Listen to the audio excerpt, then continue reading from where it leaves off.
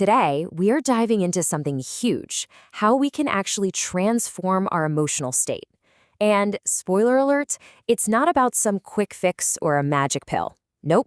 It's all about a powerful and totally achievable process, consistent practice. Does this sound familiar? You know, that constant hum of stress in the background, that loop of anxious thoughts that just keeps playing? It's exhausting, right? So many of us feel this way. But what if the reason we're stuck has nothing to do with what we think it is? Okay, let's get right into the heart of it. We're so quick to blame our stress on things out there, our jobs, our families, the news, you name it. But what if the real source of all that turmoil is actually much, much closer to home? This right here, this is the core idea. Stress isn't really something that happens to us. It's something that comes from inside of us. It's born from our attachments, and this is the big one, from all the expectations we place on other people and on life itself that just don't get met. So what do we mean by this word delusion? It's not as dramatic as it sounds. It's really just a fundamental misunderstanding. See, we expect other people to give us peace, to make us happy, to be wise for us. And when they, inevitably fail to do that, that gap between our expectation and reality is where all the fear, blame, and anxiety comes from. It's an internal battle that we end up projecting onto the world. So, if the problem is internal, guess what? The solution has to be internal too. This isn't about trying to change everyone and everything around you. It's about actively, intentionally rewiring your own brain. So let's talk about how we can start walking that path from anxious to genuinely calm. And this part is absolutely crucial. Understanding all this is great, it's the first step. But information by itself, it doesn't change a thing. Real transformation only comes from doing. Through these small daily practices, we can actually use our brain's own ability to change. It's called neuroplasticity, to build new mental pathways that lead to balance and peace. Let's just visualize the goal here. Over on one side, you've got the anxious mind. It's like a crowded, noisy room buzzing with reactivity and blame. But on the other side, the calm mind. It's peaceful, it's steady, it's not just reacting to everything, it's observing with this deep sense of awareness. That's where we're headed. So how in the world do we get there? Well, we're going to focus on two incredibly simple, but really powerful core practices. First, daily meditation, both morning and evening, and second, a nightly emotional journal. And trust me, these aren't just fluffy feel-good exercises. They are precision tools designed to help you untangle those very attachments and expectations that are causing all the stress. Okay, first up, meditation. And before you zone out thinking it's too complicated or that you can't do it, just hang on. This is a super practical 4-step framework. The whole point is to help you watch your mind without getting all tangled up in its drama. This is where you start to see those expectations pop up and you just let them float by. I absolutely love this analogy. It makes so much sense, right? A potter can't shape a beautiful pot if the clay is wobbling all over the place. They have to make it steady first.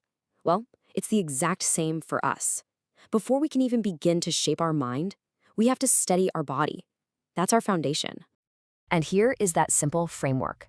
Step 1 is your foundation. Just find a comfortable, steady way to sit, ground yourself. Step 2, the body scan. Take a mental trip from your toes to your head, just noticing what's there. No judgment. Step 3 is to observe. Watch your thoughts and feelings drift by like clouds in the sky. You don't have to grab onto them. And finally, step 4, follow the breath. Just gently pay attention to your natural breath. It's the perfect anchor to connect your mind and body. See? Totally doable. All right, on to our second tool, a super simple nightly journaling practice. Think of it this way. If meditation helps you observe your mind as it's happening, journaling helps you decode it later. It's a quick, targeted 5-minute ritual to help you spot the specific delusions, those little stories and expectations that drive your emotional reactions. Here's exactly how it works. Just think of one moment from your day when you felt a strong emotion. First, what was the situation? Just the facts. Second, what emotion did you feel? Give it a name. Third, what thoughts were zipping through your mind? What was that inner voice saying? Fourth, what was the impact of how you reacted? And fifth, this is the real game changer, what new response could you choose if it happened again? And get this isn't just a nice idea. It has real, tangible results. Research has shown that just writing about your emotional experiences every day can reduce your stress by about 10%. I mean, for a 5-minute investment, that's a heck of a return. So, we've got the tools, meditation and journaling, but there is one more piece of the puzzle. It's kind of the secret ingredient that makes the whole recipe work. And without it, honestly, none of this leads to any real lasting change. This is it. This is the whole ball game. The single most important factor is consistency. Showing up and doing these practices every single day without fail, morning and evening. It's not about how long or how hard you do it. It's about the frequency.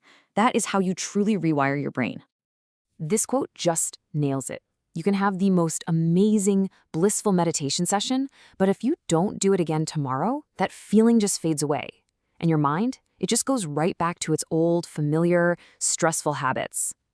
Daily practice is what keeps those old patterns from taking over again and builds a whole new foundation of calm. And all of this fits into a bigger picture, this cycle of transformation. It starts with listening, which is exactly what you're doing right now. Then you think about it, you contemplate it. Then the most important part, you practice. And from that practice, you start to actually experience the changes in yourself. And finally, you just maintain it. It becomes a natural part of your life. And if there is just one thing you take away from all of this, let it be this. You now know the path. You've seen the map. But that is not the same thing as actually walking the path. Reading the map won't get you to the destination. The transformation is in the walking, one step at a time. So, my final question is for you. Don't get overwhelmed thinking about this huge journey. Just think about right now, today. What's one small, simple practice from this explainer that you can commit to doing? Because that's it. That's where the entire journey begins.